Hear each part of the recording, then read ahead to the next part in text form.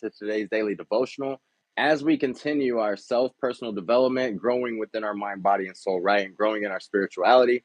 I'm very grateful to see another day. I hope you guys are grateful too. Let's hop into today's daily devotional. August 20th. It says, I am God who heals. Don't forget that. I am God who heals. So if you woke up today and you feel broken or not enough, just know this. Just listen. I am God who heals, right? He makes all things. He makes old things new. So I am God who heals. I heal broken bodies, broken minds, right? Even broken hearts and broken lives and broken relationships. So with that being said, it says my very presence has immersed healing. You cannot, my alarm went off. It says you cannot live close to me without experiencing some degree of healing. It says, however, that it is true that you have not because you ask not. You receive the healing that flows naturally from my presence, whether you seek it or not. I'm going to read that again.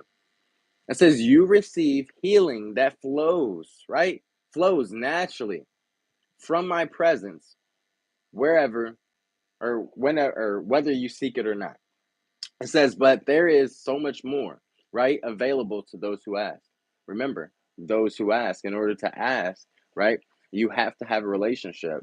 Now, I've talked about this many times. A lot of us will say we have a relationship with God, but it's only when we want something. It's only when we're praying for God to help us get some money or help us get the newest thing or whatever it may be. Like, we need an actual continuous relationship with Him, and that's why we show up every single day.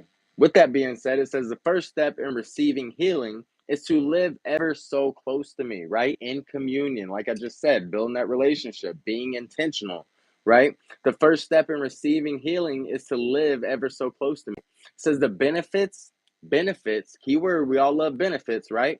The benefits of this practice are to a numerous list as you grow more and more intimate with me.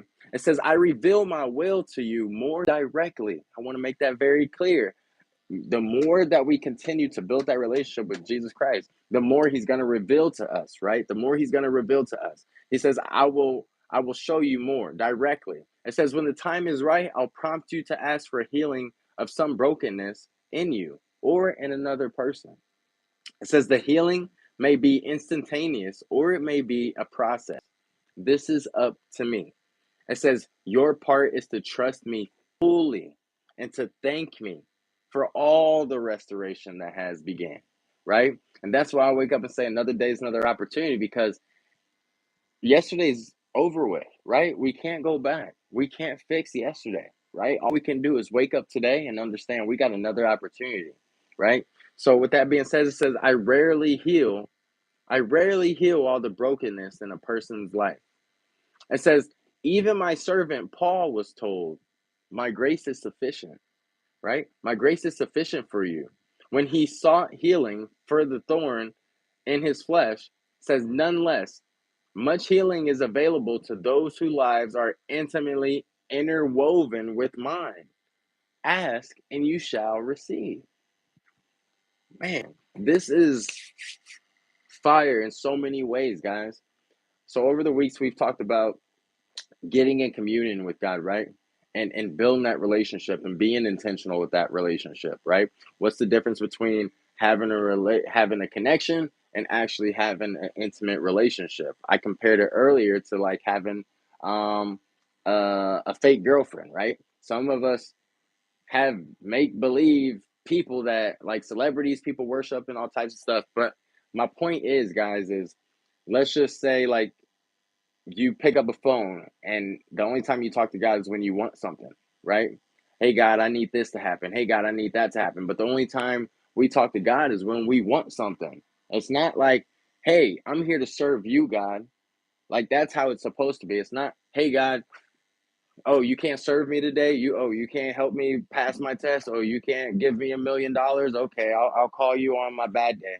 That's how a lot of us treat God. And then we say that we believe in God. We say that we have a relationship with God, but we only practice actually being intimate when we want something. And that's selfish. That's very selfish. It's very selfish of us to think like that. So, with that being said, let's continue to be in communion.